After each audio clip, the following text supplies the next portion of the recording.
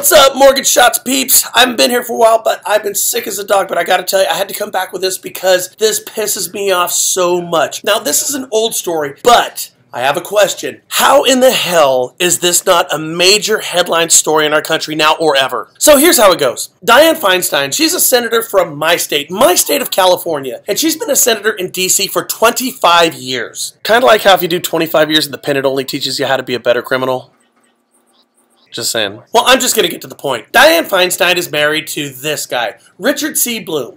Now, during his tenure as chairman of C.B. Richard Ellis commercial real estate firm, he landed an exclusive, yes, an exclusive, contract to sell 56 buildings from the United States Post Service valued at $19 billion.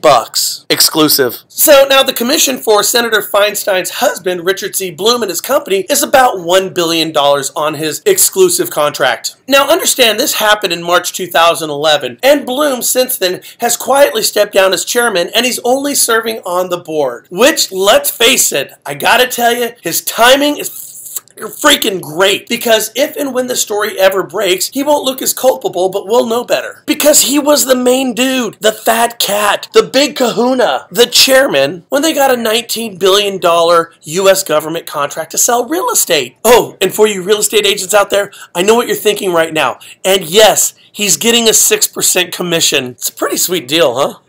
But this all got me thinking. Dianne Feinstein, Senator Feinstein, she's 84 years old now, and I'm not sure how much gas she's got in the old tank, if you know what I mean. Now, she does make $174,000 a year, and she's got a bitch and Benny's package with the government, but I'm thinking to myself, I can't help but think that $1 billion commission just in time for your retirement party is one hell of a send-off for a senator, don't you think? Unethical, bordering on illegal, but nevertheless, a great present. Did I just really say that? You bet your ass I did. This is a bunch of bullshit. To think that a senior ranking member of the Senate may not be able to, I don't know, maybe persuade somebody in a position of decision making, maybe over a couple of Manhattans and Metamucil lunches, to make that suggestion that maybe that a $19 billion contract would be kind of nice if it, maybe went to a certain senator's husband. Oh, and by the way, let's make that exclusive.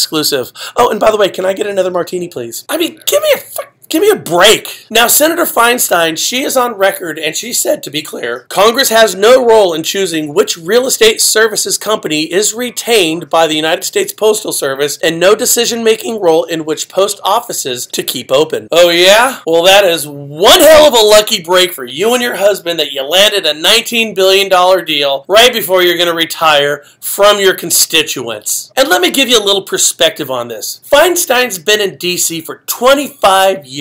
How long have you lived in your community for? Because I just mapped the distance from the Capitol building in D.C. where Feinstein's worked for 25 years and the Postal Service headquarters. And you want to know what the distance is? 1.1 mile. So you work at your office a long time? Been there for 25 years? You think you might know a few locations or things going on in a 1 mile radius around your office, especially if you've been there for a quarter of a century. And maybe something from some of those people who are working for the same company you are, the United States government, because I sure as hell think that. And by the way, even if this was above the board as the most astounding, lightning striking twice in the same position, bunch of bullshit, she should have turned the whole thing down. Because one, it undermines the lack of faith that we collectively have with our elected officials already. And two, do not forget the point that this was an exclusive deal.